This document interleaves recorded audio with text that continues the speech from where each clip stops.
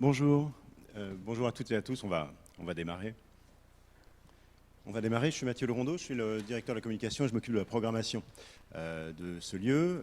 Désolé pour ceux qui ont déjà entendu mon petit couplet, mais il est utile que je vous redise un peu ce que nous faisons ici et pourquoi on accueille ce festival donc pendant 15 jours, Building Beyond.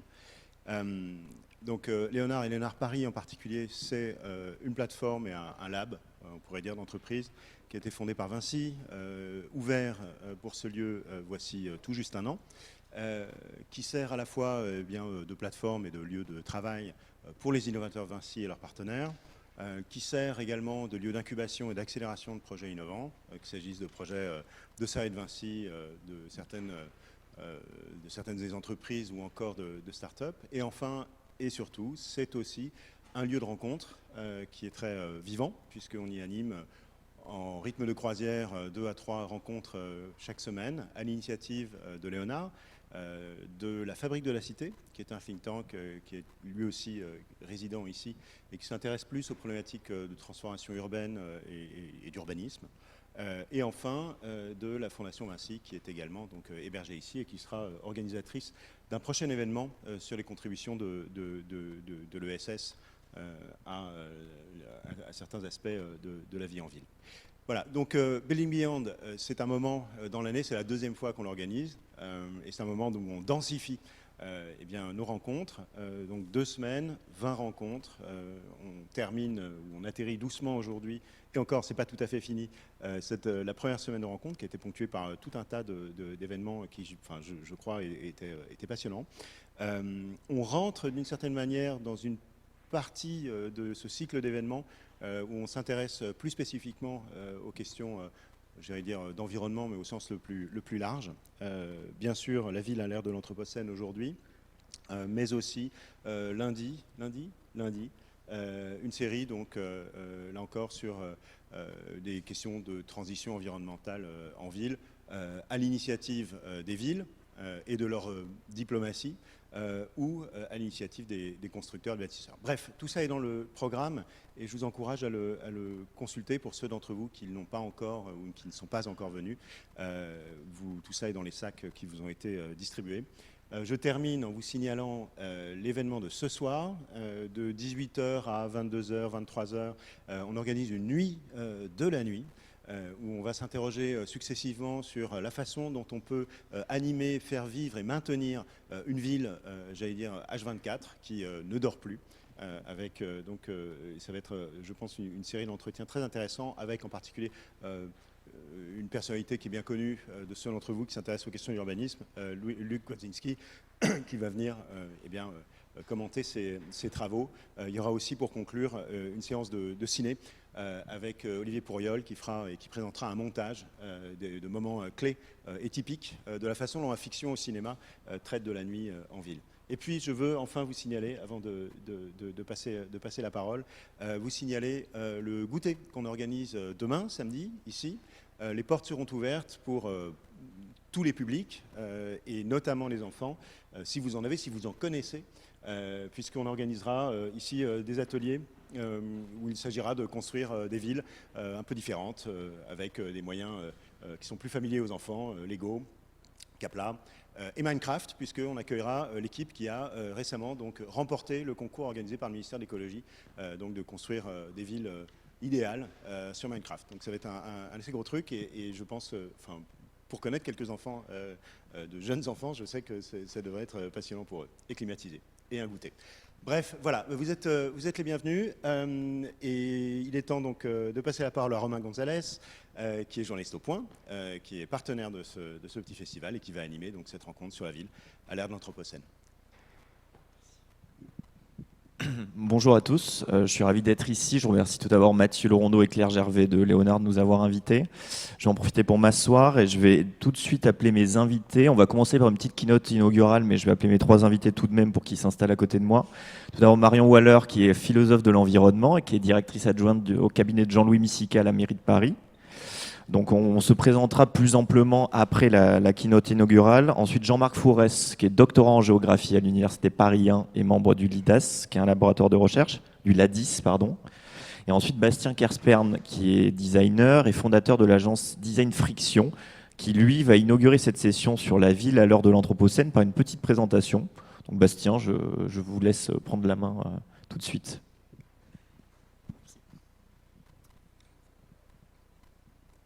Si on peut avoir le support.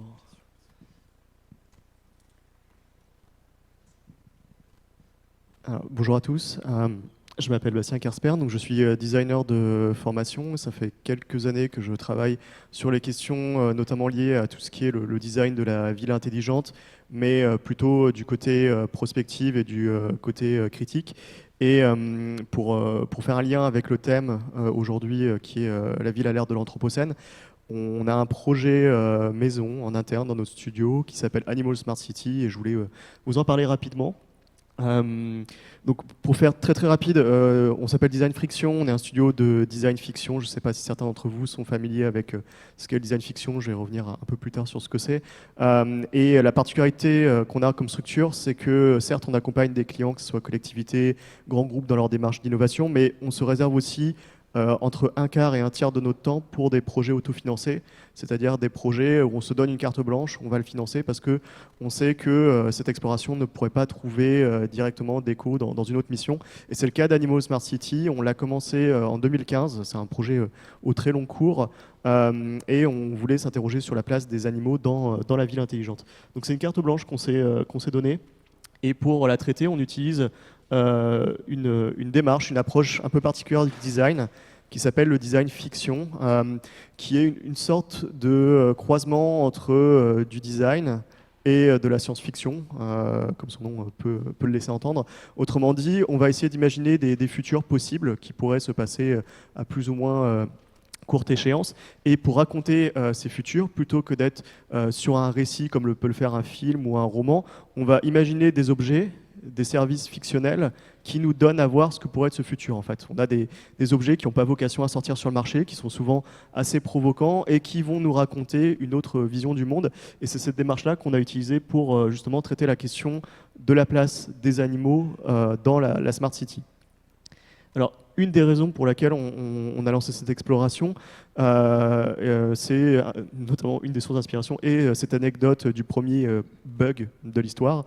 Je ne sais pas si certains d'entre vous sont familiers avec cette anecdote de l'histoire de l'informatique. Anecdote qui veut que le terme bug viendrait en grande partie du fait qu'un petit insecte s'est un jour glissé entre les contacts d'un des gros ordinateurs à l'époque où il faisait une pièce entière et qu'il a créé une erreur de calcul en fait, en se glissant entre ces connecteurs, et ça a créé un bug littéralement. Et l'anecdote, c'était un phénomène flagrant de la manière dont le vivant non humain peut impacter le fonctionnement d'un système informatique. Et on s'est posé la question, quel serait le bug de la Smart City, notamment parce que si vous regardez les programmes des villes intelligentes et des villes futures, vous n'avez pas une seule ligne en général dans la programmatique urbaine dédiée à l'animal qui soit domestique ou sauvage. Déjà, c'est bien s'il y en a pour des lignes consacrées aux habitants, mais alors, en général, pour les animaux, c'est l'angle mort et c'est le point non traité.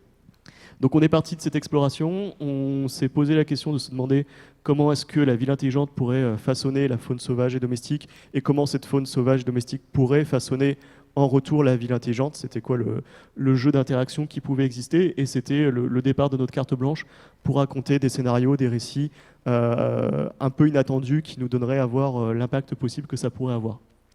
Pour travailler sur cette exploration, on s'était fait une sorte de matrice en fait, pour traiter à la fois le sauvage et le domestique et voir comment cette ville intelligente, ou du moins ces archétypes de la ville intelligente, quand je parle d'archétypes, c'est la voiture autonome, c'est le drone, c'est la chaussée photovoltaïque, etc. Comment est-ce que ces archétypes peuvent être soit une opportunité d'émancipation pour le domestique et le sauvage, soit au contraire agir comme une architecture de contrôle. Et d'essayer de positionner des premiers scénarios sur cette matrice. Aujourd'hui, on a à peu près une trentaine de scénarios dans l'exploration. On en a formalisé une partie et on cherche encore le bon moyen de livrer le projet à la fin. Mais je voulais partager avec vous rapidement quelques bribes de scénarios finalement, de comment est-ce que ces archétypes peuvent de manière inattendue s'interfacer avec le non-humain et plus précisément les animaux. Alors, on a un premier scénario qui s'appelle Falcon Punch. où on s'est dit on va croiser les volatiles avec les drones. Alors pour le repréciser, celui-là on est en 2015, donc il y a pas mal de choses qui se sont produites depuis qui font écho à ce scénario. Et l'idée c'était d'imaginer un groupe de braqueurs, littéralement de haut vol, puisqu'ils auraient recours à la fauconnerie pour attaquer des drones, notamment drones coursiers, drones commerciaux. On est vraiment dans l'imaginaire archétype de la ville intelligente avec ces drones Amazon qui viennent nous apporter nos paquets ou notre nourriture. Et comment est-ce que des braqueurs pourraient dresser des oiseaux de proie pour venir voler les paquets à ces drones. Là, on est en 2015, début 2015, quand on imagine ce scénario. 6 mois après, il y a la police d'Amsterdam qui ouvre un département de fauconnerie pour attaquer les drones qui étaient en survol illégal de la ville. Et il y a 1 an et demi maintenant, c'était l'armée française qui avouait dresser des oiseaux de proie pour attaquer des drones, notamment en Syrie, des drones pilotés par les djihadistes. Donc nous, on l'avait vu plutôt du côté éventuellement du malfrat, mais il faut croire que les autorités avaient une longueur d'avance. Mais c'est typiquement ce genre d'approche. On essaie d'imaginer, là on est sur des esquisses, mais on pourrait imaginer des articles de presse qui racontent cette histoire. On pourrait imaginer de construire et de prototyper les griffes qui sont mises sur les oiseaux. Mais l'idée c'est de trouver des manières de raconter ces points de friction entre l'animalité et la ville intelligente qui sont un peu, encore une fois, des angles morts aujourd'hui dans les perspectives d'innovation. L'autre scénario, le second scénario que je voulais partager avec vous, qui se veut peut-être un peu plus mordant, s'appelle Sons of Kion. Lui prend racine dans la ville d'Athènes. Il faut savoir que la ville d'Athènes, c'est une des villes au monde où il y a le plus de chiens errants. Je ne sais pas si vous avez déjà été à Athènes, je pense que vous voyez de quoi je veux parler. Et on s'est mis dans le contexte d'une migration de réfugiés climatiques et politiques qui arriveraient à Athènes, et le fait que la Smart City, dans ce cas-là, agit comme une architecture de surveillance et essaye de contrôler et de réguler cette population vue comme indésirable, donc tout ce qui est surveillance ubiquitaire. Et du coup, les réfugiés font équipe avec ces chiens errants de plusieurs manières différentes pour pouvoir finalement survivre, parce qu'ils sont littéralement traités comme des chiens, pour utiliser la métaphore, notamment en utilisant des chiens pour faire du data sniffing, donc mettre un collier NFC. Donc le NFC, c'est comme le paiement sans contact, c'est-à-dire que c'est une puce qui peut capter de la donnée à proximité. Donc si le chien vient se frotter à vous, il peut récupérer les données de votre téléphone ou de votre carte bancaire, ce qui permet de voler de la donnée, mais permettre aux réfugiés de la revendre derrière et survivre. Et l'autre manière d'échapper à la surveillance, c'est littéralement de se camoufler finalement, pour échapper à la reconnaissance faciale, à la reconnaissance de forme des caméras. Si on souhaite dormir, d'ailleurs on ne le souhaite pas, mais si on est obligé plutôt de dormir dans la rue, de pouvoir le faire en se dissimulant grâce à une forme de camouflage sous forme de chien. Donc voilà, c'est juste en introduction, on essaye de travailler sur la question de l'animalité pour faire réfléchir. L'idée étant pas de proposer, vous l'aurez compris, ces produits pour que ça soit implémenté, mais bien pour ouvrir les imaginaires et aussi agir comme un poil à gratter sur des points de friction qui n'auraient pas été encore traités, mais qu'il est encore temps d'aborder dans les programmes d'innovation. Et si, oui, alors ça je pourrais en parler plus tard, mais si vous voulez en savoir plus, on a publié sur Medium une série de faux articles qui sont un premier jalon en fait dans cette exploration sur la place des animaux dans la Smart City. Donc n'hésitez pas, si ça vous intéresse, à aller lire ça. Merci beaucoup. Pour poursuivre sur cette discussion, moi je vais repartir un peu en arrière et repartir sur le cœur du sujet. Quand on m'a proposé de modérer une table ronde sur l'anthropocène à l'heure de la ville, je dois vous avouer que j'ai été autant passionné qu'embêté parce que les angles d'approche sont innombrables. Cette question peut être déconstruite, analysée et abordée de multiples manières. Donc pour repartir un peu à l'origine du sujet, l'anthropocène, pour ceux qui ne le sauraient pas, ce serait normalement une nouvelle ère géologique résultant directement de l'activité humaine qui succéderait à l'Holocène, qui est en gros l'ère géologique qui est la nôtre depuis une dizaine de milliers d'années, qui est une ère interglaciaire. C'est un concept scientifique qui est extrêmement discuté. L'anthropocène, on aura peut-être l'occasion d'y revenir pendant notre échange. Et au-delà de ça, la question même de la ville, on verra que le concept de la ville, on va pouvoir l'entendre de multiples manières. Donc pour aborder ce sujet, on va repartir sur ce que disait M. Kerspern et je vais le relancer là-dessus. Je voulais voir si lui, dans son imaginaire et dans son travail, Est-ce que selon vous, cette notion du non-humain, donc de l'animalité, du végétal, du minéral, elle a encore sa place d'une certaine manière dans la ville, et notamment dans la ville de demain, qui est une ville au fond qui est calibrée, qui est mathématisée, qui met une importance forte sur tout ce qui est quantifiable. On a en tête par exemple le quartier de Google à Toronto, qui est une ville tout sauf animale et imprévisible. Est-ce que selon vous, au-delà du non-humain, l'imprévisible a encore sa place dans la ville ? Alors, est-ce qu'il va réclamer d'ailleurs cette place ou pas? Quand on parle de non-humain, on parle aussi bien de... Là, on parlait de l'animal à l'instant, mais on peut parler du végétal. On pourrait même aller jusqu'à tout ce qui est aujourd'hui système apprenant, voire robots, si on se projette un peu, qui peuvent aussi rentrer dans ce contexte de non-humain. La question qui se pose, c'est comment est-ce qu'en fait on les associe finalement à la construction aussi de cette ville. Si on veut qu'ils trouvent leur place, il faut pouvoir les associer. Et aujourd'hui, c'est des modes de conception qui sont amenés à être renouvelés parce que pour associer de l'animal entre guillemets à la construction de la ville, il va nous falloir de nouvelles outils, il va nous falloir de nouvelles méthodes, même probablement de nouveaux cadres éthiques pour le faire. Déjà qu'on peine parfois à associer l'habitant ou les citoyens à la construction de la ville, comment est-ce qu'on fait pour des personnes qui sont des individus du moins qui sont d'autres espaces.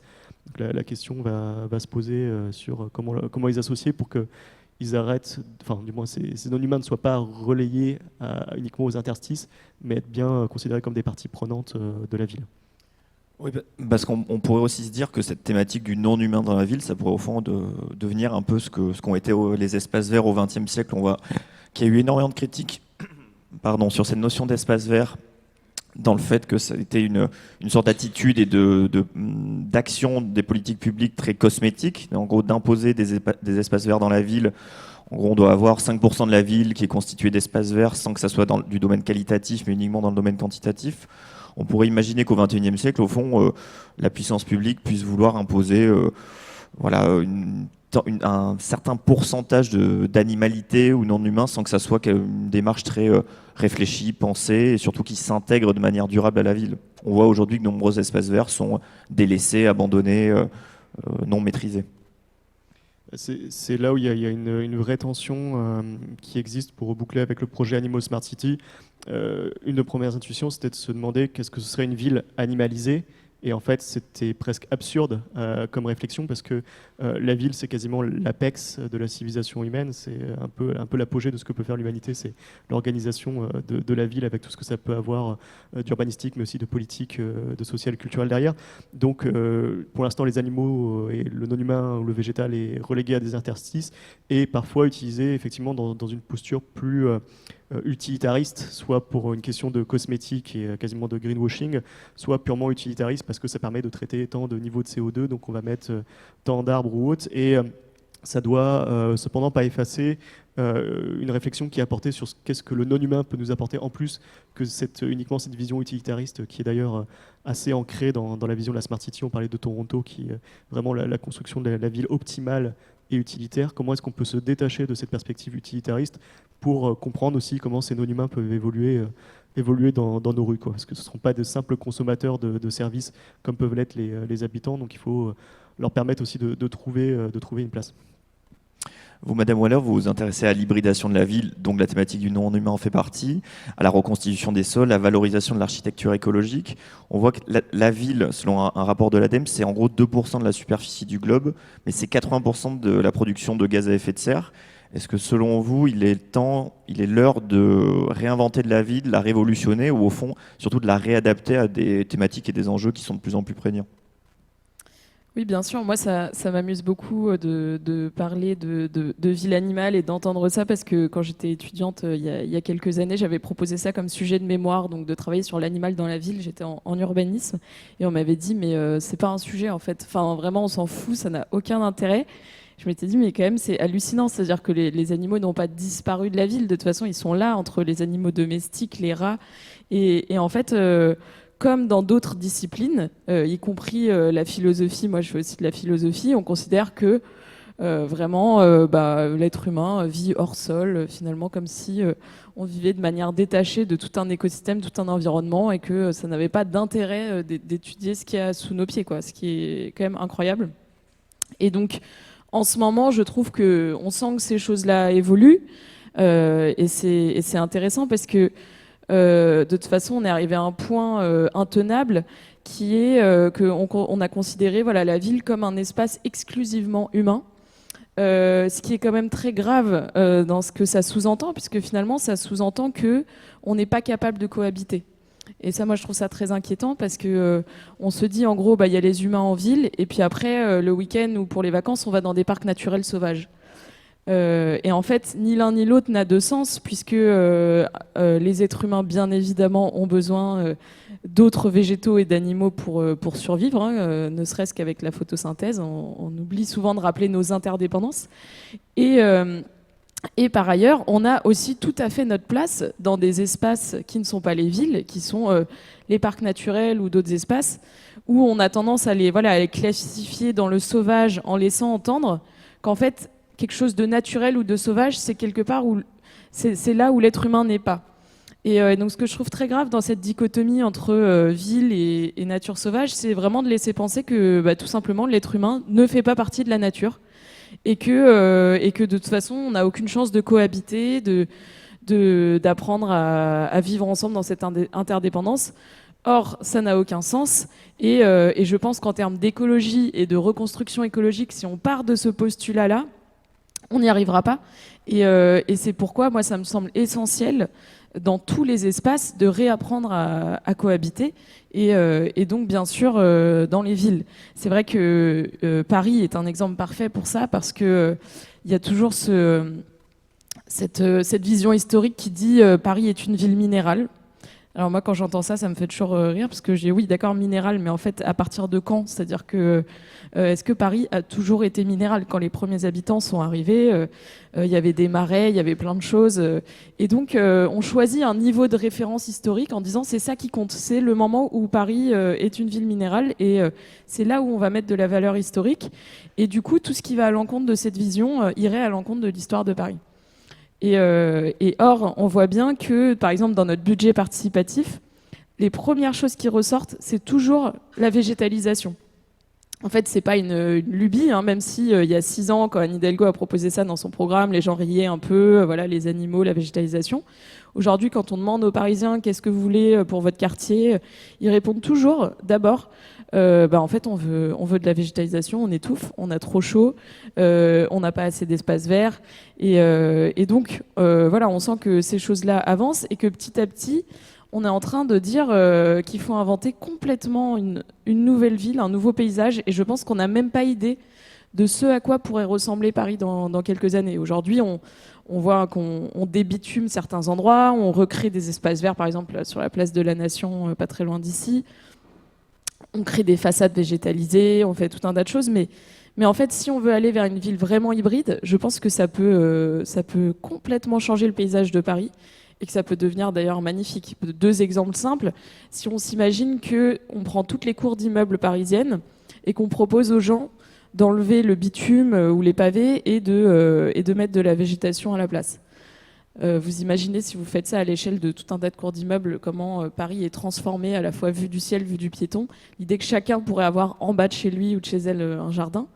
Et deuxième exemple, si à terme vous enlevez la majeure partie des places de parking, ce qui sera sûrement le cas, et que à la place vous mettez des noues végétales, des continuités végétales, ça veut dire que sur la plupart des rues, vous pourriez avoir en fait des grandes continuités végétales entre la chaussée, le trottoir. Et donc tout ça pour dire que je pense qu'il faut vraiment se projeter et ne pas avoir peur de cette hybridité. Mais c'est un vrai combat culturel, puisque nous aujourd'hui, par exemple, quand on veut végétaliser les berges de Seine, qui sont quand même au bord du fleuve, que ce soit les murs ou la chaussée, aujourd'hui les architectes des bâtiments de France, donc de l'État, nous répondent non, c'est un espace minéral. Donc un fleuve avec un espace minéral, c'est-à-dire que déjà, bien sûr qu'un espace en bord de fleuve n'est pas à la base un espace minéral, mais aujourd'hui c'est la vision historique qui prime, et donc vraiment nous ne sommes pas autorisés à remettre de la végétation à plein d'endroits. Justement, sur cette dichotomie que vous évoquez entre d'un côté la ville et de l'autre la nature, qui est une dichotomie qui est beaucoup entrée dans les mœurs, dans les mentalités en France, qui a vraiment essaimé dans une partie du discours, notamment public, des décideurs. Là, je vais appeler Monsieur Forest à la barre, parce que je pense que lui, il a un cadre d'analyse qui permet aussi de chambouler cette vision, en gros, d'une ville au contour géographique très déterminé, qui après se terminerait et qui, derrière ces murs, en gros, ouvrirait la porte à la nature. Monsieur Forest, vous avez analysé l'impact des infrastructures et de certaines infrastructures sur la biodiversité. Je voulais vous demander lesquelles et surtout en quoi votre analyse permet de chambouler, de montrer que l'impact des villes ne s'arrête pas du tout à la limite géographique de la ville. Oui, je pense que pour évoquer mon travail précisément sur les infrastructures, j'adopterai une définition emboîtée. Donc les infrastructures, c'est tout ce qui est support à des activités. Donc, plus précisément, je travaille sur des infrastructures de transport. Donc là, on trouvera aussi bien du maritime que du terrestre ou de l'aérien. Et donc je suis plus sur les infrastructures de transport terrestre et de façon encore plus précise sur les lignes TGV, qu'on appelle LGV, donc qui se différencient des autoroutes, notamment par le fait que les véhicules sont alimentés par électricité pour les lignes TGV et que donc la pollution est reportée très loin de l'infrastructure en ce qui concerne la différence avec les rejets de gaz à effet de serre, puisque là on va être beaucoup avec l'électricité, surtout en France, sur de l'énergie nucléaire, avec des déchets qui sont concentrés autour des centrales, donc avec des problématiques assez différentes. D'ailleurs, dans mon travail, j'ai dû laisser de côté cette question des déchets nucléaires, parce qu'il y a vraiment une séparation avec les infrastructures qui font qu'on est sur des problématiques quand même très différentes, alors que sur les routes, on aura toutes les études sur les pollutions qui sont liées vraiment aux véhicules qui passent sur l'infrastructure. Et sur ces infrastructures, je pense que c'est ce que j'étudie. Donc en fait, les effets principaux des lignes TGV, ça va être de fragmenter le paysage ou de couper les voies de circulation. Et justement, sur cet impact des infrastructures ferroviaires, vous avez bien montré que, en gros, elles permettaient avant tout généralement de lier des grandes villes entre elles, ce qui était l'objectif notamment aujourd'hui du développement des lignes à très grande vitesse de type Paris-Bordeaux. Mais on voit que des forts impacts environnementaux et de biodiversité sont palpables dans les zones rurales. Donc, d'une certaine manière, est-ce qu'on ne pourrait pas dire que dans un sujet de type la ville à l'heure de l'Anthropocène, par la ville, on entend un concept qui, derrière, au fond, réunit une grande partie de la planète et que l'impact des villes dépasse très très largement les frontières géographiques. Là, je peux vous interroger tous les trois, mais Monsieur Forest, si vous voulez commencer. Oui, c'est ce dont on avait discuté au départ et je vous avais répondu de manière... en fait, n'étant pas spécialiste de géographie urbaine, spontanément, je vous ai répondu oui, c'est de l'urbanité hors les murs. Et c'est vrai que ça m'a posé beaucoup de difficultés dans mon travail, la question des lignes TGV, puisque d'habitude, on est soit... en géographie de l'environnement sur des problématiques très écologiques, soit sur de la géographie urbaine, ou alors de la géographie rurale. Mais le problème des lignes TGV, c'est que les usagers sont principalement des urbains et que les lignes elles-mêmes sont à 80% ou même 90% presque dans des zones rurales. Et donc spontanément, je vous ai dit, c'est l'urbanisation hors les murs. Et effectivement, quand j'ai accompagné des étudiants en Master 2 pour une enquête sociologique, et donc nous, on travaillait sur les impacts des infrastructures, en termes de nuisances pour les riverains. Et on s'est rendu compte au fil des questions qu'en fait, les riverains des lignes TGV ne prennent jamais le TGV, évidemment. Enfin, c'est pas du tout évident, mais enfin, c'est ce qu'on a pu constater, que confirment toutes les études sociologiques. Et donc en fait, l'urbanisation hors les murs, en fait, le terme technique, ce serait hors agglomération. Et donc c'est vrai que la définition de la ville, elle est assez large, comme vous le rappeliez, ou comme le grand biologiste Gilles Boeuf l'avait rappelé dans une autre conférence du festival sur la biodiversité. Depuis 2007, plus de 50% des humains, en gros, sur la planète vivent dans des villes, dans l'urbain. Donc on pense surtout à de l'urbain en fait aggloméré en termes géographiques. Et donc ce qu'on regarde sur les cartes en géographie de façon assez simple, c'est d'abord les agglomérations en termes de continuité et de densité de l'habitat. Et pour ce qu'on donne aux étudiants en général en première année, c'est la définition de l'INSEE, qui est pour les agglomérations moins de 200 mètres entre des bâtiments et plus de 2000 habitants agglomérés. Et ensuite, on va avoir donc tout ce qui est urbanisation au-delà et qui concerne plus les mobilités. Et vous, Monsieur Kerspan, quand je vous dis les villes à l'heure de l'Anthropocène, dans le cadre de votre activité et même dans vos recherches personnelles, qu'est-ce que vous entendez par ce ce terme-là, ce terme de ville, on voit très bien que si on l'aborde d'un point de vue uniquement géographique, topographique, on passe à côté d'une grande partie du sujet lorsqu'on analyse les impacts au fond écologiques, environnementaux de la ville. Mais il y a la question de l'échelle derrière ça qui est assez ambivalente, parce que quand on parle d'une ville, a priori, on va tout de suite penser à une échelle spatiale. Sauf que si on parle de ville à l'ère dans l'Anthropocène, on parle d'air, donc on est plutôt à une échelle temporelle. J'avoue que pour parler de la question de la ville et de sa transformation, je préfère l'échelle temporelle que l'échelle spatiale, parce que je suis très mauvais en géographie déjà pour commencer, et en espace en général.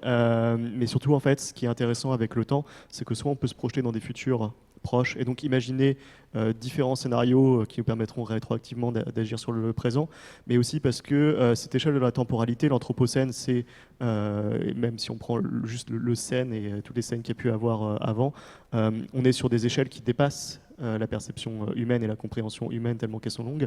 Par contre, garder cette entrée temporelle et le ramener dans le quotidien, et je pense que c'est une approche qui est à mon avis intéressante si on veut embarquer les gens dans la compréhension et l'action sur ces problématiques, c'est comment est-ce que ça se reflète dans leur quotidien.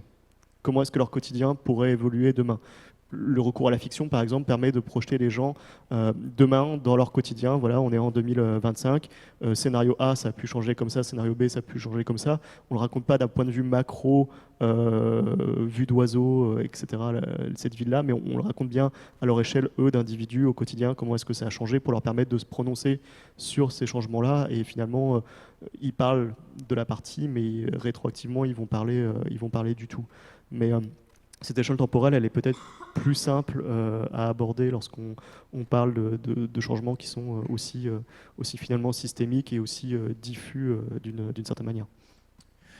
Et vous, Madame Waller, vous travaillez, au-delà d'être philosophe d'environnement, vous travaillez donc à la mairie de Paris. Comment vous abordez cette question des limites de la ville ? Est-ce que de temps en temps, vous n'êtes pas aussi frustré dans votre action quotidienne à vous dire que l'impact de la ville dépasse largement les frontières de Paris, voire de la première couronne francilienne, de l'Île-de-France, etc. Oui, bien sûr, je pense qu'il est essentiel de parler de territoire en termes de ressources, et c'est quelque chose qui n'a pas été assez fait. Une ville comme Paris, il faut se poser les questions, d'où vient la nourriture, hein. On sait que Paris a une autosuffisance alimentaire de à peine 48 heures, je crois. Donc d'où vient la nourriture, d'où vient l'eau, où vont les déchets ? Enfin, en fait, toutes ces questions sont absolument nécessaires.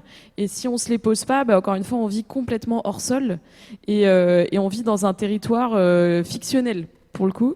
Et je recommande à tous et toutes le dernier livre de Bruno Latour qui s'appelle « Où atterrir ?», où justement, il dit que dans le nouveau régime climatique, pour essayer de trouver finalement un territoire commun et pour pouvoir discuter ensemble, la première question qu'il faut se poser, c'est de quoi est-ce que je dépends ? Et que chacun fasse un peu son cahier de doléances en réfléchissant en fait de qui, de quel territoire, de quoi on dépend pour vivre, et de se dire qu'est-ce que je suis prêt à sacrifier dans tout ça, qu'est-ce que je ne suis pas prêt à sacrifier. Et je trouve que c'est hyper important quand on se pose cette question de dire voilà, très concrètement, moi pour manger je dépends de personnes qui cultivent je ne sais où, est-ce que c'est en France, est-ce que c'est ailleurs, parce qu'en fait on voit bien que pour discuter il faut déjà avoir ce socle commun de ressources, de les comprendre, parce que sinon on ne peut pas parler d'écologie si on ne sait même pas quelles sont nos ressources. Et donc ça, c'est un travail que doivent faire toutes les villes. Nous, on est encore au début de ça à Paris. Alors, vous savez que dans l'histoire de Paris, il y avait Paris et les territoires servants. Donc, Paris avait tendance à rejeter en banlieue les déchets, tout ce qui n'était pas assez bien pour Paris. Aujourd'hui, on est nettement revenu là-dessus et on essaye vraiment d'intégrer dans la ville des grands services urbains, d'intégrer la logistique, la question des déchets. Donc ça, c'est une première chose. Mais après, je pense qu'il y a tout un travail qu'on a juste amorcé, qui est vraiment le lien entre Paris et tout le reste d'un territoire. Donc aujourd'hui, on lance des projets, on appelle ça Solidarité Paris Campagne, des choses comme ça, où on se dit, voilà, on a un impact réciproque sur un territoire, comment on travaille ensemble ? Ça peut être des flux financiers, ça peut être de la compensation écologique. il y a plein de choses à imaginer, de se dire, voilà, nos matériaux de construction, par exemple, ils viennent de tel territoire.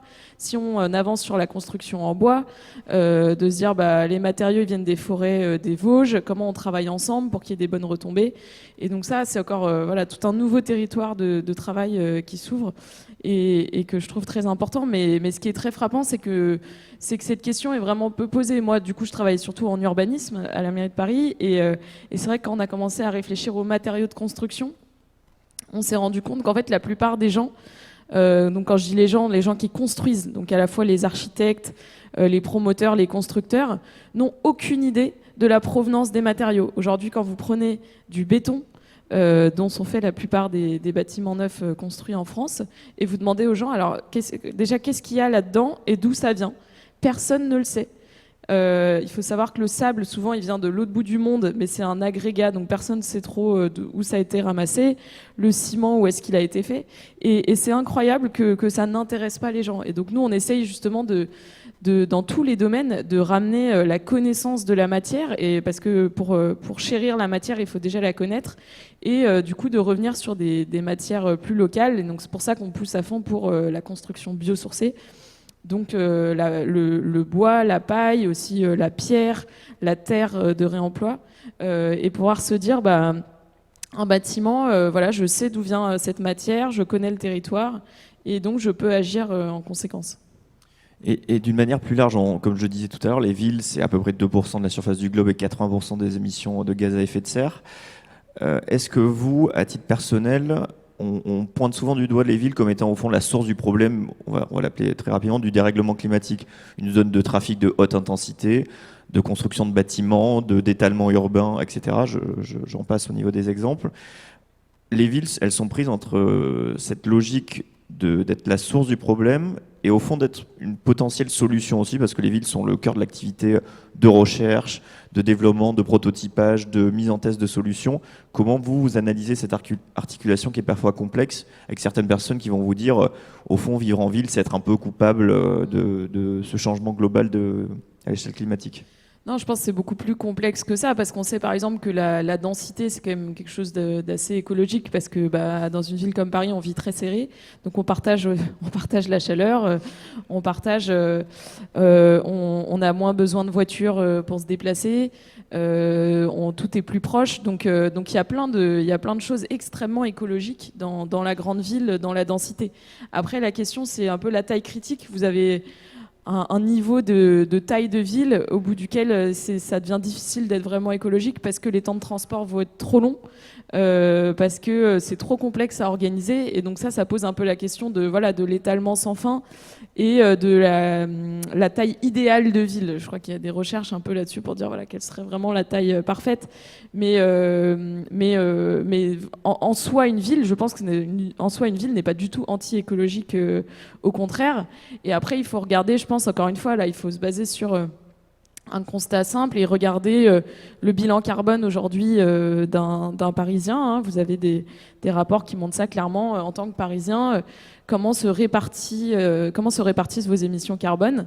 Et par exemple, un aspect auquel on pense encore trop peu, c'est que pour un Parisien qui justement souvent a un bon bilan de bâtiment ou de mobilité du quotidien, ce qui va vraiment alourdir son bilan carbone, c'est l'avion. Parce que il vit en ville, mais il ou elle va prendre beaucoup plus l'avion que des personnes dans d'autres territoires, et c'est ce qui fait qu'à l'échelle individuelle, il ou elle aura un bilan carbone vraiment pire que d'autres Françaises ou Français. Mais en dehors de ça, sur d'autres points, ça peut être beaucoup plus écologique finalement.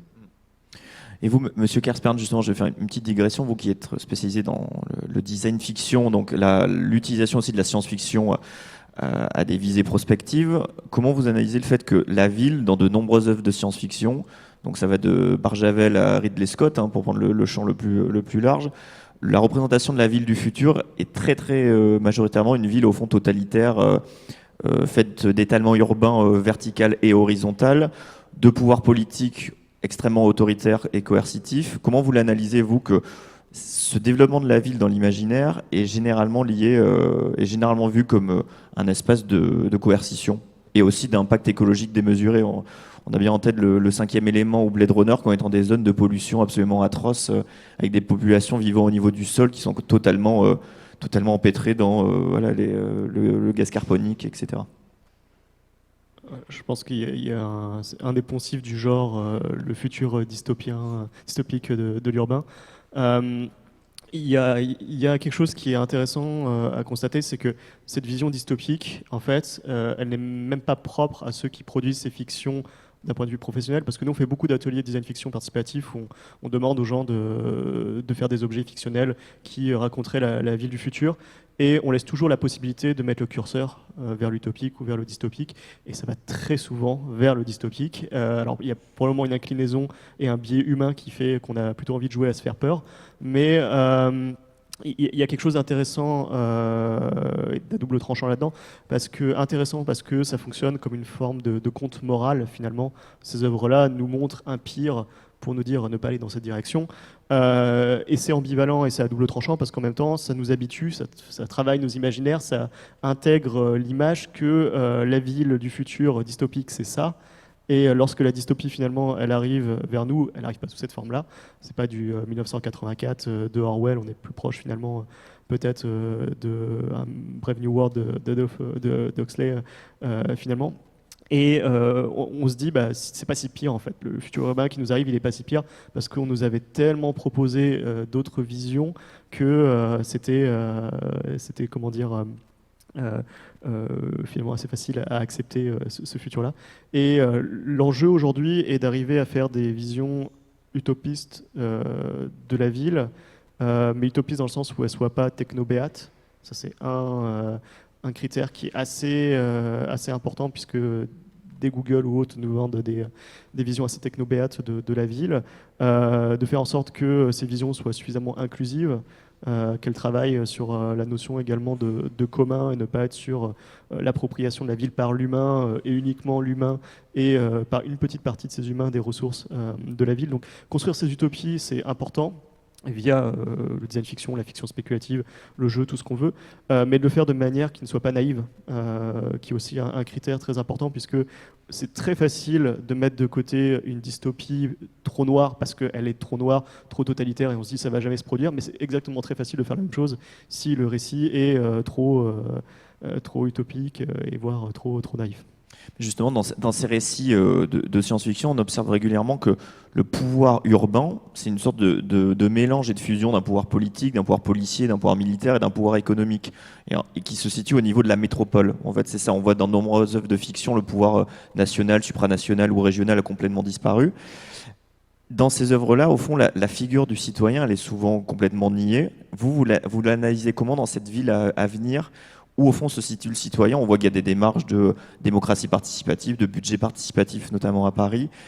Quelle est au fond la place à venir dans une ville aussi qui de temps en temps de plus en plus réfléchie, scientifique, où au fond le recours à l'expertise peut faire disparaître totalement le recours aux citoyens? Sur cette fusion entre le politique, la surveillance policière, également la surveillance économique, bon, c'est déjà une réalité dans certaines villes, hein. Il suffit d'aller en Chine où il y a ces intérêts qui s'entremêlent et qui se nourrissent mutuellement. Si on revient plutôt dans nos démocraties actuelles, il y a beaucoup cette injonction à la participation citoyenne qui est soit volontariste, soit un effet de communication. Peut-être que la problématique qui se pose lorsqu'on fait contribuer l'individu à la construction de la ville, et notamment pour répondre aux enjeux complexes qui se posent aujourd'hui aux ensembles urbains, c'est qu'on fait souvent appel à une casquette qui est l'expertise d'usage, qui est un peu le mot redondant lorsqu'on fait la participation citoyenne, c'est l'expertise d'usage.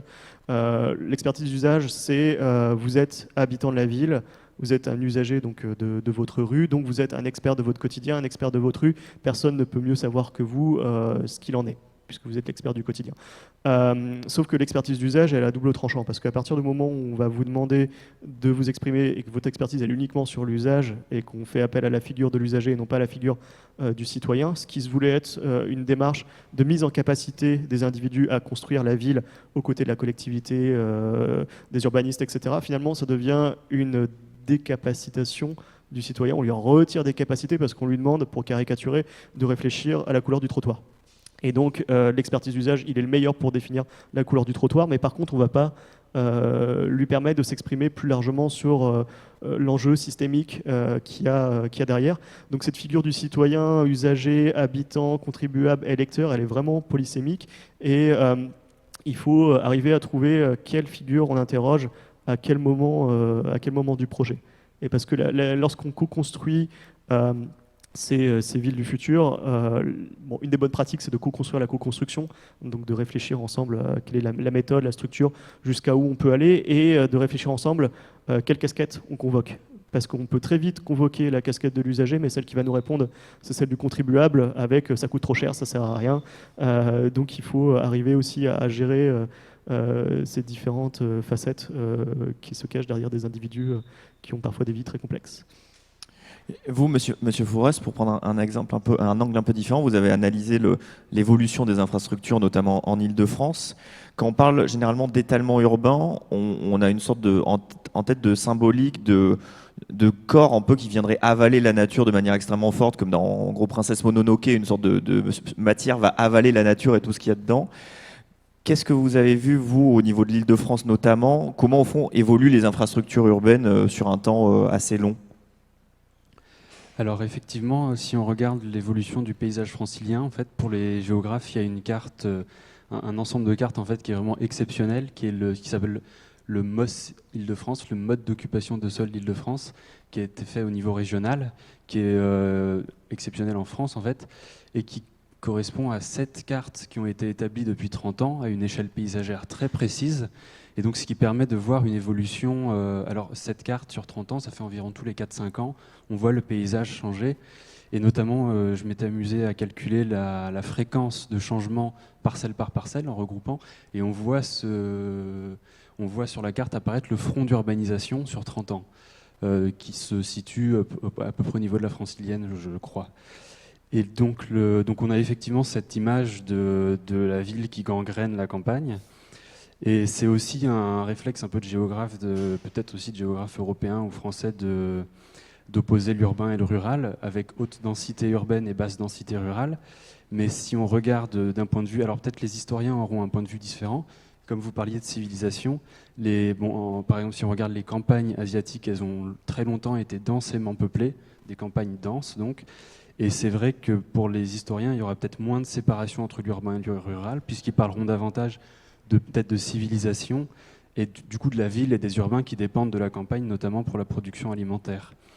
Donc pour ce qui est de l'imagerie ou l'imaginaire sur l'urbanisation, personnellement j'aurais tendance à me poser la question en fait de parallèlement à l'évolution de la ville et de l'urbanisation extrêmement rapide qu'on a vue depuis 50 ans, peut-être une mutation aussi des modes de production et de l'agriculture. Je suis très sensible à ce qu'on appelle l'agriculture hors sol, l'hydroponie. Alors ça fait pas très écolo, ça fait plutôt ultra moderniste, mais c'est vrai que si on pense au travail des paysans traditionnels, le travail des paysans n'était pas seulement sur des plantes et la sélection génétique de plantes ou d'animaux pour les éleveurs, mais aussi le travail des sols. Et souvent les agriculteurs cherchent entre guillemets les bonnes terres pour leur production.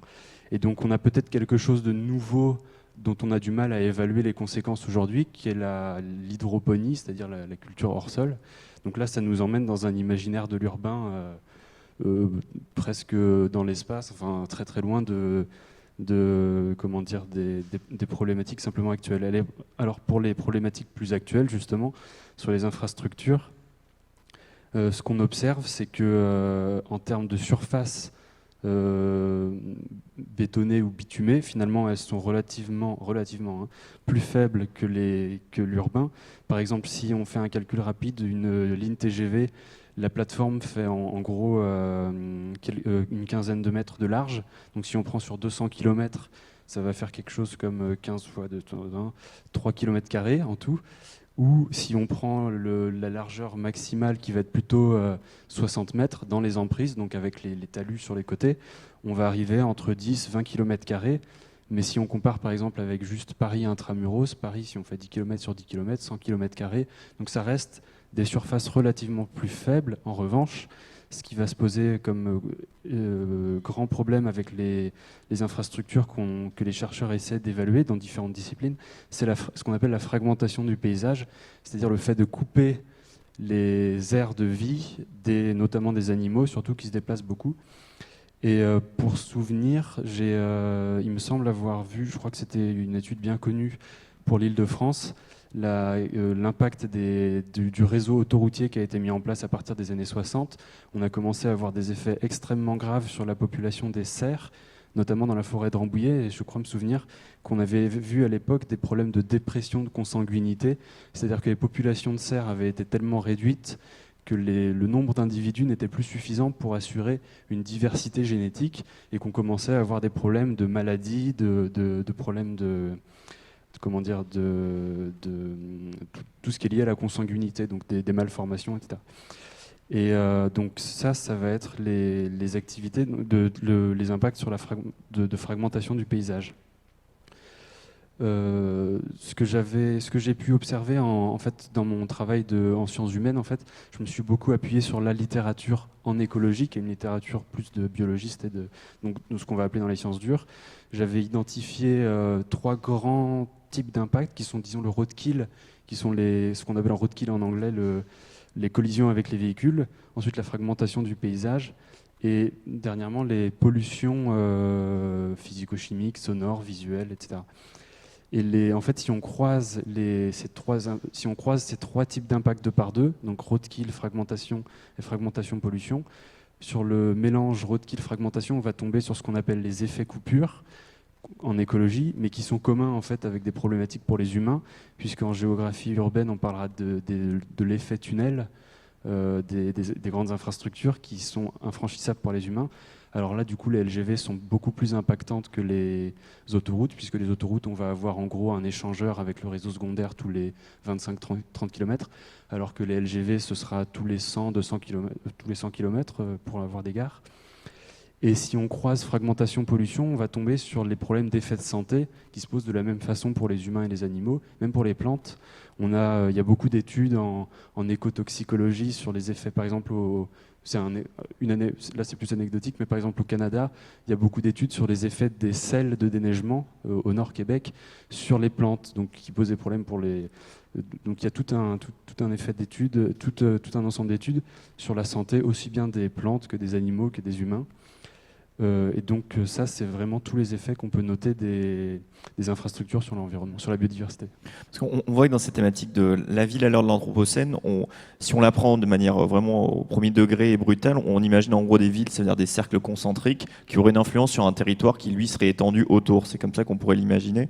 Alors qu'on voit que quand on prend en considération cette thématique des infrastructures, en fait le territoire il est loin d'être uniquement constitué de petits cercles et influents autour, mais il est vraiment quadrillé par des infrastructures ferroviaires, routières, etc., qui elles directement sont pas des balafres, mais qui sont vraiment des zones de démarcation très très claires, donc qui fracturent le territoire.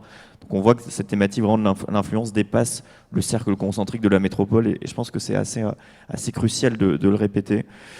Sur la thématique, là on va élargir avant de finir cet échange sur la thématique de l'Anthropocène, qui est donc une question très présente dans les médias, on en parlait avant cette intervention avec M. Kerspern, qui a aussi nourri beaucoup de discours et a beaucoup influencé ce qu'on appelle les collapsologues, leur a donné beaucoup d'importance dans le discours médiatique. Vous, Madame Waller, sur la thématique de l'Anthropocène, quel est votre regard? Parce qu'on voit que en gros, que les gens qui promeuvent ce terme généralement se partagent entre 2 catégories. D'un côté, vous avez les plus radicaux qui vont vous dire on est dans l'ère de l'Anthropocène, on a une influence sur notre lithosphère, sur la géologie, donc il est vraiment temps de repartir dans la nature, de débrancher nos frigos et de refaire de la conservation au gros sel. Et de l'autre, vous avez certains partisans qui vont vous dire au contraire, il faut vraiment multiplier nos activités de recherche, d'économie, pour trouver au fond des solutions. Vous avez certains clichés qui vont vous dire il va falloir trouver des nouvelles ressources sur des astéroïdes, mais vous avez aussi une activité de recherche très intense qui va vous dire c'est l'être humain qui va trouver une solution. Comment vous analysez ce terme-là, qui est très critiqué, qui est aussi très défendu par certains scientifiques, notamment le comité qui est chargé de se mettre d'accord sur les aires géologiques, qui a tendance, et certains membres le promeuvent pour qu'il soit vraiment entériné. Quel est votre regard là-dessus ?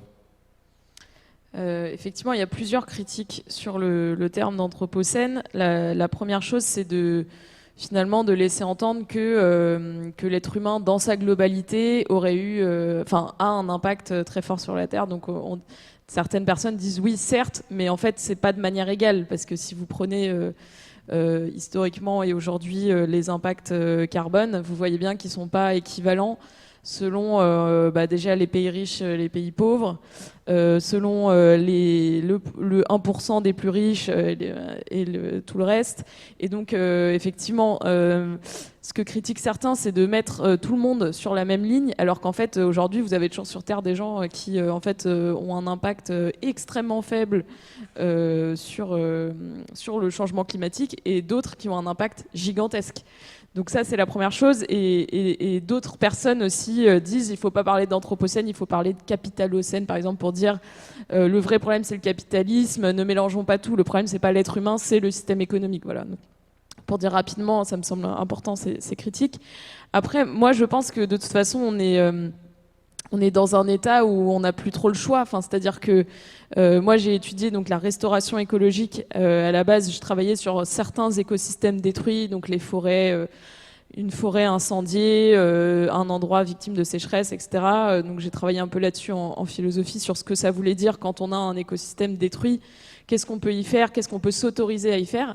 Et c'est vrai qu'aujourd'hui, en fait, on peut se dire qu'on est dans un état de restauration écologique globale. C'est-à-dire qu'on a eu un tel impact sur la Terre dans son ensemble que, en fait, on n'a pas d'autre choix que de faire de la reconstruction écologique partout.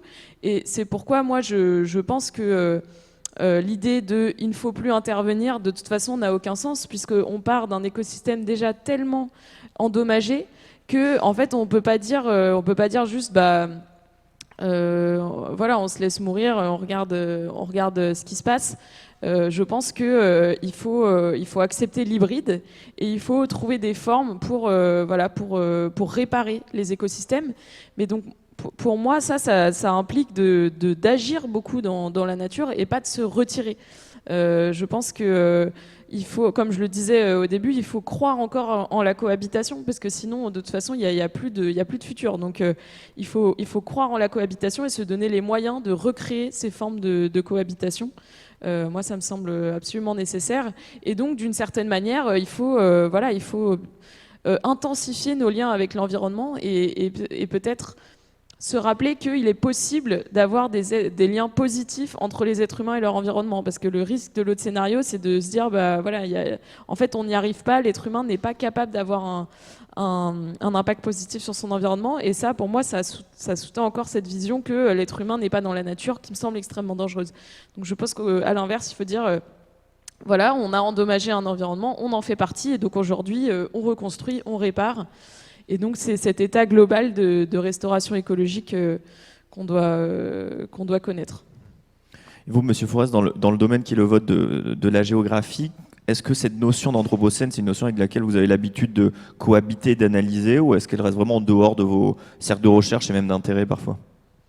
À titre de travail strict, elle est tout à fait en dehors de ma problématique, qui sont vraiment les impacts des infrastructures sur la biodiversité, mais plus dans un cadre général ou de discussion. Ça pourra peut-être s'intégrer, effectivement, si on considère que, comme vous disiez, que l'environnement planétaire est réellement très impacté. Il y a la nécessité de prendre très au sérieux des solutions écologiques. Et par exemple, pour la fragmentation que provoquent les infrastructures sur le paysage, il y a une gigantesque réflexion des écologues avec les aménageurs et les aménagistes depuis plusieurs années sur ce qu'on appelle les passages à faune, et qui ne sont pas nécessairement parfaits, mais qui apportent une première solution, qui sont souvent spécialisés, soit pour les chauves-souris. Il y a aussi des passages parfois qui sont mutualisés avec la problématique des cours d'eau. Et donc c'est vrai qu'il y a aussi, si on prend cette question d'un problème global de l'anthropocène, il y a la question financière qui se pose. J'avais proposé à des aménageurs, disons pour voir leur réaction, de construire les infrastructures de transport toutes en aérien, par exemple comme la ligne 6 ou la ligne 2 du métro. Ils m'ont regardé de manière assez antipathique en disant financièrement c'est absolument impossible. Mais d'une manière générale, je pense qu'effectivement on peut envisager des liens plus positifs, et notamment en fait, quand on s'intéresse à la biodiversité, on se rend compte que les impacts des humains sur la faune et la flore remontent bien avant la problématique de l'Anthropocène qui sont plus strictement géologiques avec le nucléaire et les gaz à effet de serre. Donc le nucléaire, c'est 1943, je pense, pour les premières. Et les gaz à effet de serre, c'est au plus tôt vers la fin du XVIIIe siècle, plutôt XIXe siècle. Alors que la biodiversité, on va remonter, on a des impacts des humains sur la faune et la flore dès 30 000 ans. C'est par exemple très visible en Australie. On a vu avec l'arrivée des aborigènes, on voit que des espèces ont commencé à disparaître dès ce moment-là. Donc en fait, je pense que le problème actuel qui est tout à fait préoccupant, c'est la superposition des deux problèmes de l'impact sur le vivant, qui est la biodiversité, et l'impact sur la nature, qui est, comme vous disiez, lithosphère, la problématique des plus techniques avec la géologie. Mais c'est vrai que sur la biodiversité, il y a aussi des choses, pas nécessairement positives, mais en tout cas qui sont nouvelles. Et si on prend par exemple la biodiversité en termes d'information génétique, on va considérer de manière absolument rationnelle que dès qu'on perd une espèce, on perd de l'information génétique, et presque à tout jamais, puisque même si on sait qu'en génétique, il y a une donnée de hasard dans les mutations, donc si on perd une information génétique, on peut espérer la retrouver dans quelques millions d'années par le hasard des mutations génétiques, mais ça c'est quand même assez peu probable.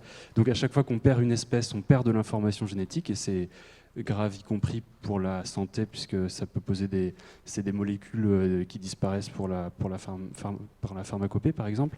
Mais d'un autre côté, on a aussi des choses nouvelles, alors qu'à mon avis, les biologistes considéreront pas de manière positive, mais qui sont nouvelles et qui apportent des nouveautés. C'est tout ce qui est de l'ordre de la communication et des contacts des animaux avec les humains. Et quand on est géographe, on constate que finalement les biologistes sont en première ligne, puisque, alors notamment, ça va être une thématique, j'avais vu, c'était un chercheur espagnol qui avait proposé dans un colloque de travailler sur les vidéos sur Internet. Alors c'est un matériau difficile à traiter d'un point de vue statistique, mais bon, il avait quand même réussi à faire un traitement intéressant où il montrait qu'on avait une foule de vidéos avec des contacts entre humains et animaux qui sont absolument inconcevables dans un contexte sauvage. C'est-à-dire qu'en fait, dans un contexte sauvage, les animaux sont guidés par la faim. On n'imagine pas un lion faire des câlins à un ours alors que dans les zoos, c'est un effet secondaire en fait de ce qu'on pourrait appeler une sorte de prise de pouvoir ou de domination exorbitante des humains sur la planète Terre, mais on a quelque chose de nouveau. Alors je pense que ça doit être considéré par la plupart des biologistes comme quelque chose de plutôt comme du bazar ou comme de l'entropie, mais c'est nouveau. Alors que quand on est sur de l'information génétique, on a vraiment une perte d'information. Donc, disons que la biodiversité par rapport à l'Anthropocène ouvre un peu le champ, je pense. Et vous, pour conclure, Monsieur Kerspern, vous avez le mot d'ouverture, vous aurez le mot de la fin. Sur cette notion d'Anthropocène, dans votre travail, donc, notamment de recherche en design fiction, comment vous l'appréhendez ? Parce que, et on en parlait encore au début, c'est un mot qui, au-delà de son côté un peu conspué, critiqué au niveau scientifique, c'est un mot qui surtout ouvre des portes et des imaginaires en termes de recherche, de réflexion. Comment vous l'appréhendez ? C'est vrai que ça devient, enfin, du moins nous dans notre activité, c'est plus un prétexte, un point de départ pour se permettre une exploration de futures alternatives qui nous permettront après de, encore une fois rétroactivement, prendre des décisions aujourd'hui pour savoir si on va dans cette direction ou plutôt dans une autre. Donc finalement, ça nous sert de terrain de jeu. Il y a quelque chose qui est intéressant avec cette notion d'anthropocène, notamment parce qu'elle est critiquée, c'est toute la part de mythe qu'elle amène avec elle et à quel point cette partie mythologique d'une certaine manière, parce qu'on débat encore pour savoir si c'est avéré ou pas, à quel point ça influence déjà nos imaginaires et les actions qu'on fait aujourd'hui. On parlait de la collapsologie, mais on pourrait parler également de toute une partie de ce qui est tech for good, green tech, etc. Donc ça conditionne déjà une partie de la façon dont les gens perçoivent l'innovation ou vont proposer des innovations, et l'innovation a toujours été bercée dans un certain nombre de mythes de la résolution de problèmes, et nous on prend plutôt une posture inverse. Finalement on se dit on va pas tant utiliser en l'occurrence ici le design pour répondre à des problématiques de l'anthropocène qu'utiliser le design pour essayer de recadrer, redécouvrir, rediscuter ces problématiques-là en fait, pour s'assurer qu'on a bien fait le tour de la problématique avant de sauter les deux pieds joints dans une éventuelle envie de résoudre un problème ou autre. Et c'est peut-être aujourd'hui ce qui est le plus important finalement de rediscuter et de prendre le temps de rediscuter ces problématiques liées plus ou moins à l'Anthropocène et les mythes qui conditionnent la perception de cette problématique, plutôt que d'avoir une conscience absolue dans notre capacité à résoudre tout ça en moins de 5 ans avec un design sprint ou quelque chose comme ça. Très bien. Maintenant, c'est l'heure des questions. Je sais que c'est toujours peut-être un peu intimidant ou quoi que ce soit, donc n'hésitez pas. Moi, évidemment, j'en ai encore à peu près une centaine sur cette thématique. Je pense qu'on n'arrivera jamais au bout. Mais on a une petite dizaine de minutes, donc si quelqu'un veut prendre la parole, n'ayez pas peur de transcender votre traditionnelle haine de la prise de parole publique. Allez-y. Vous voulez, allez-y, monsieur, je vous en prie. Vous pouvez, soit à l'oral comme ça, parce qu'on vous entendra. Mais...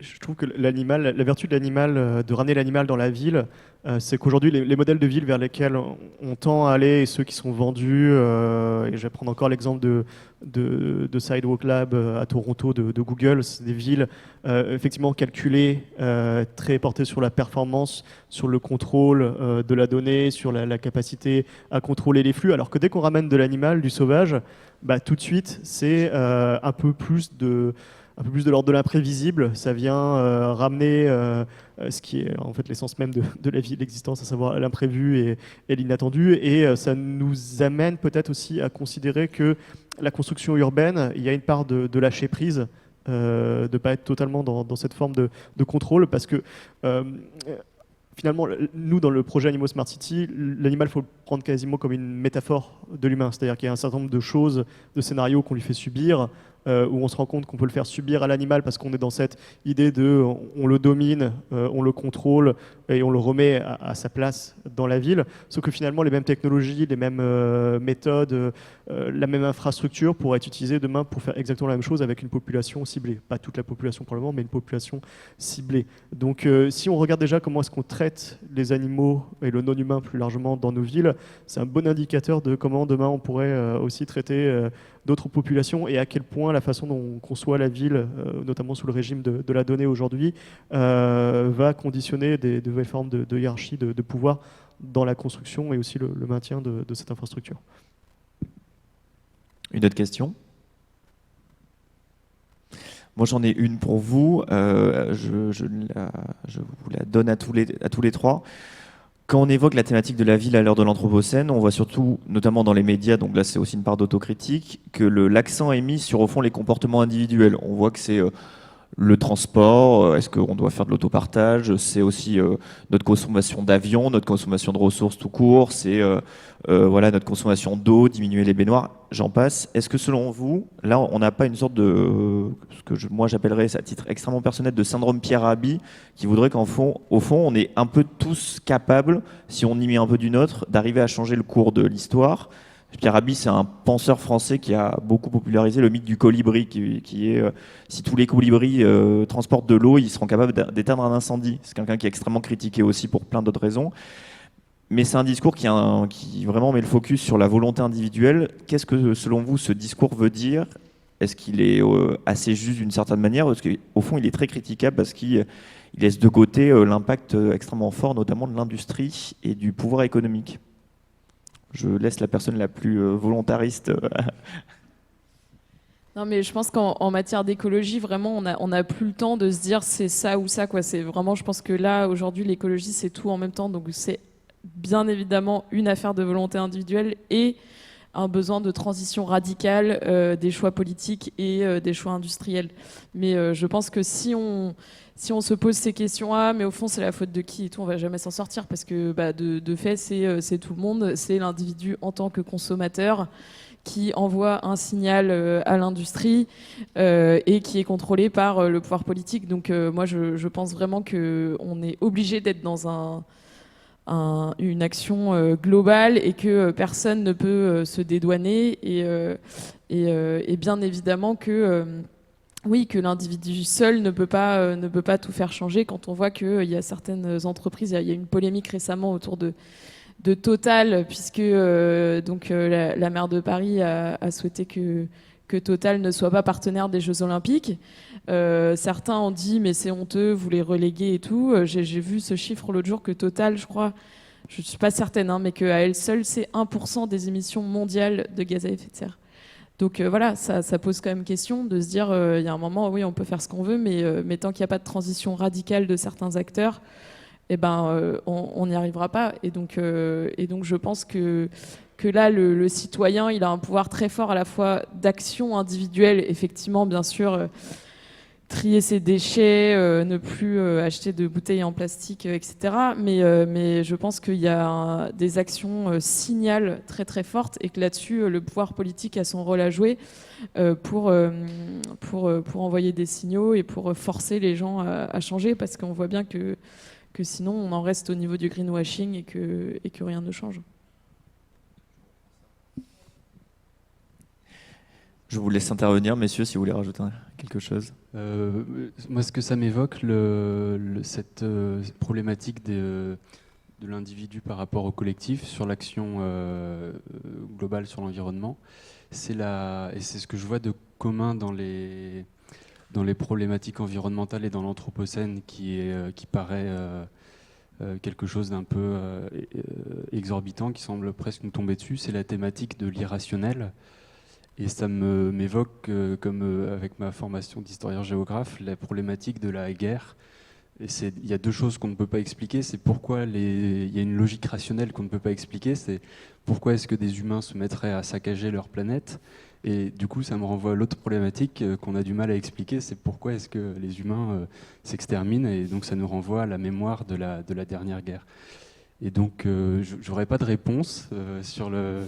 Mais simplement, je pense que disons que la seule, c'est une demi-réponse, c'est-à-dire qu'en fait, ça peut nous renvoyer aussi à des thématiques de mémoire collective, quoi. Monsieur Kersper, vous voulez ajouter quelque chose ou... Sur le concept de ville intelligente et de ville rationnelle. Aujourd'hui, c'est quelque chose d'assez critiqué parce que notamment c'est lié aux grandes plateformes numériques, notamment Google qui a une filiale qui s'appelle donc Sidewalk Labs, qui est une filiale spécialisée dans la ville intelligente. Pour vous refaire l'histoire, qui a racheté un quartier à Toronto, qui est un quartier situé dans une ancienne zone portuaire, il me semble, pour le réaménager, en faire une sorte de quartier intelligent, bourré de capteurs, à l'impact environnemental assez réduit. C'est un processus qui est très critiqué parce que c'est la prise quand même d'un pouvoir jugé régalien par une entité privée. Est-ce que selon vous, si une puissance publique faisait la même chose, est-ce que ça serait plus accepté, même si au fond, l'absence de dimension démocratique serait la même derrière? Je vais prendre un exemple. En France, on a une tradition très saint-simonienne qui est le gouvernement des experts, qui dit qu'en gros, au fond, on peut administrer les êtres humains comme administrer les choses. Si l'expertise est là, autant le faire. Est-ce que, selon vous, à terme, dans la ville durable, verte, il n'y a pas un risque très fort pas de fin de la démocratie, mais de non prise en compte des intérêts des citoyens sous couvert d'expertise, etc. Parce que j'ai l'impression qu'aujourd'hui, Google sert au fond plus peut-être de bouc émissaire vraiment que de critique à la racine du problème qui est le gouvernement des experts. Monsieur Gerspan. Il y a vraiment une question de volonté politique derrière. C'est la volonté politique d'associer les citoyens à la construction de ces ensembles, villes intelligentes, villes numériques, on peut leur donner plein de noms, et de le faire de manière sincère. Typiquement la co-construction de la co-construction. Donc décider très en amont de jusqu'à où on fait ensemble, dans quel cadre, c'est une des manières de ne pas biaiser le jeu de la participation en amont. Là, j'ai fini une mission fin l'année dernière avec la ville de Nantes.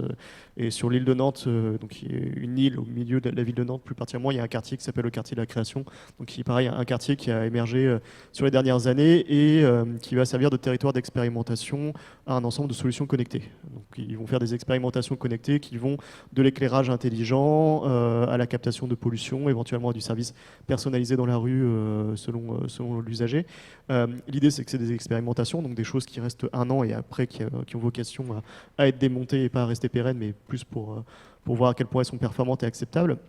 Et là où à la fois la collectivité mais aussi l'aménageur de l'île a fait, à mon sens, une démarche qui est vraiment très intéressante, c'est qu'ils ont proposé aux habitants et aux usagers du territoire, donc de ce quartier de l'île, de co-construire les règles du jeu en fait, de ces expérimentations. De qu'est-ce qu'on pourrait faire avec la donnée urbaine et la donnée personnelle, qu'est-ce qu'on ne pourrait pas faire, jusqu'à où on peut aller. Et en l'occurrence, les gens qui ont participé n'étaient pas des experts. Certains ne connaissaient même pas le principe de ville intelligente. D'ailleurs, la majorité ne connaissait pas le principe de ville intelligente et d'algorithme.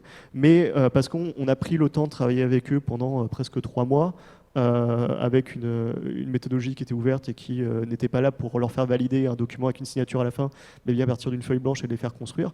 On arrivait à la fin avec des choses qui étaient particulièrement novatrices et qui surtout permettaient d'avoir finalement des règles du jeu qui soient proprement adaptées à ce territoire.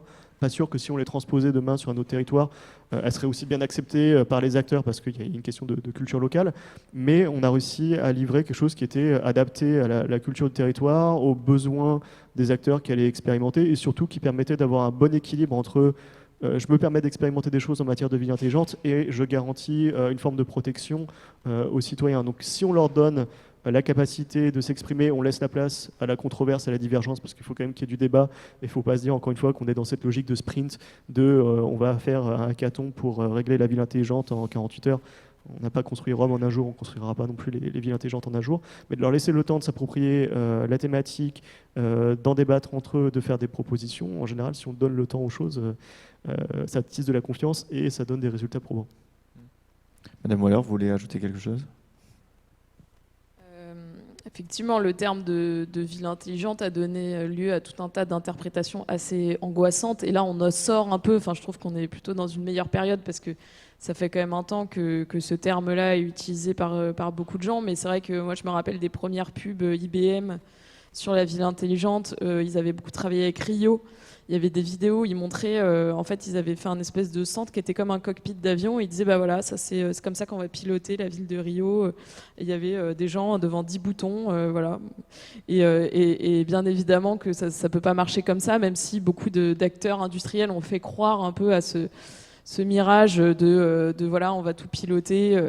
Je pense qu'aujourd'hui, on en sort et qu'il faut un investissement de la puissance publique qui est absolument gigantesque et qui est un vrai défi parce qu'aujourd'hui, c'est clairement pas dans le public qu'on a les meilleures compétences et connaissances pour faire ça. Et donc, il est essentiel que les acteurs publics s'en emparent sur la question de la donnée, de se battre pour qu'il y ait de l'open data, pour que personne ne s'approprie tout ça. Mais en fait, c'est vraiment un travail énorme qui s'engage. Et je pense qu'il faut des élus qui comprennent ces enjeux-là parce que c'est très complexe. Il faut des administrations qui s'en emparent réellement, mais il est certain que sans ce volontarisme politique très fort, je pense qu'on peut très vite tomber dans l'appropriation des données, dans des choses non souhaitables, alors que c'est vraiment un enjeu clé. Aujourd'hui, voilà, quand on dit qu'on construit des quartiers intelligents où on va mesurer la consommation énergétique, etc., en fait, on voit bien qu'on tâtonne. Quel va être le modèle qui, dans la durée, va gérer ces données, les partager. En fait, tout est à inventer. Nous, on l'expérimente aujourd'hui à Clichy-Batignolles, dans le 17e arrondissement. On voit bien qu'on est au début et qu'il y a plein de quartiers qui ont été livrés en France, des éco-quartiers, où en fait, au bout de 2 ans, on ne sait plus à qui c'est de gérer, puisque le promoteur est parti, il a vendu son logement. L'aménageur est parti aussi, il a aménagé. Et vous avez des habitants qui se retrouvent tout seuls, ils ne savent même pas à qui vont les donner. Et donc là, je pense qu'il y a un enjeu vraiment d'intérêt général et d'investissement de la puissance publique énorme, qui s'applique aussi bien sûr à tous les enjeux de mobilité, de données de tous les opérateurs type Uber, où je pense qu'il va y avoir des grands combats, puisque pour l'instant, ils refusent quand même de transmettre les données. Et là, aux États-Unis, ça commence vraiment à chauffer sur ce thème. Et je pense que ça va être des gros combats où on aura besoin d'une alliance globale des villes et des gouvernements face à ces acteurs-là. Justement, ça sera sans doute ma dernière question. Vous évoquez l'exemple des écoquartiers. C'est vrai que dans le domaine de la durabilité de la ville, l'échelle souvent mise en avant, c'est souvent une échelle qui est même plus réduite que celle de la ville dans le sens du pouvoir politique traditionnel. Est-ce que selon vous, cette échelle politique de la ville, comme on l'entend aujourd'hui, ville de Bordeaux, ville de Paris, est-ce qu'elle n'est plus opératoire ? J'entends par là, vous avez dit tout à l'heure que Paris a une durée d'autosuffisance alimentaire de 48 heures. Est-ce que selon vous, les nouvelles échelles à mettre en avant de durabilité ne seraient pas des échelles peut-être plus réduites, le quartier, la rue, l'îlot urbain, ou peut-être plus large, la métropole, la mégapole, mais au fond, est-ce que cette échelle de la ville, elle est peut-être pas abandonnée, mais à dépasser d'une certaine manière, notamment dans le domaine, j'entends bien, des ressources, de la durabilité, etc. Oui, bien sûr, je pense qu'il faut avoir plein d'échelles en tête, hein. C'est pour ça que moi, je travaille aussi sur les questions de Grand Paris et c'est interminable tous les débats qu'il y a et le nombre d'experts qui vont vous expliquer que le périmètre parfait du Grand Paris, c'est celui-ci exactement, alors que ça n'a aucun sens puisque dès lors qu'on prend la question des ressources, ça va beaucoup plus loin. Donc à un moment, il faut accepter qu'il n'y a pas de périmètre institutionnel parfait et que ce périmètre institutionnel, de toute façon, est une forme de réalité parmi d'autres. Et quand on parle de la métropole maritime, par exemple, puisqu'il est essentiel pour une métropole d'avoir un accès à la mer, l'échelle pertinente, c'est d'aller jusqu'au Havre. Aujourd'hui, la métropole du Grand Paris, telle qu'elle existe, elle ne prend pas en compte les aéroports, ce qui est aussi bizarre. Enfin, bref, il n'y aura jamais d'échelle institutionnelle parfaite. Et du coup, il faut vraiment être capable de se projeter au-delà des institutions et accepter qu'on va être sur des territoires de coopération selon les sujets. Et après, sur les problématiques vraiment écologiques, effectivement, je pense que là, on est très vite à des petites échelles pour faire changer les individus pour que ça fonctionne. Voilà, qu'est-ce qui fait que vous allez faire plus de troc et que les gens ne vont pas tous s'acheter une machine à laver et un barbecue, ce qui est déjà un super début pour consommer moins. Ça peut se faire qu'à l'échelle d'un îlot de 30 foyers. Donc ça, c'est très important, je pense, de retrouver ces échelles-là, de recomposer un peu des communautés, des villages urbains. Sinon, on voit bien qu'on n'arrive pas à être dans des échelles de coopération et on ne pourra pas s'en sortir qu'avec des applications pour échanger notre machine à laver avec quelqu'un qui est à l'autre bout de Paris, quoi. Il faut, je pense, vraiment retrouver des échelles très fines de coopération. Donc voilà, il faut accepter qu'on est à des échelles variables selon les sujets, tout simplement. Moi, je vous remercie tous les trois. C'est une parfaite transition sur la thématique du festival qui est celle des échelles urbaines. Je remercie encore Léonard, Claire Gervais, Mathieu Laurando pour leur accueil et je vous souhaite une excellente journée. Merci d'avoir été là.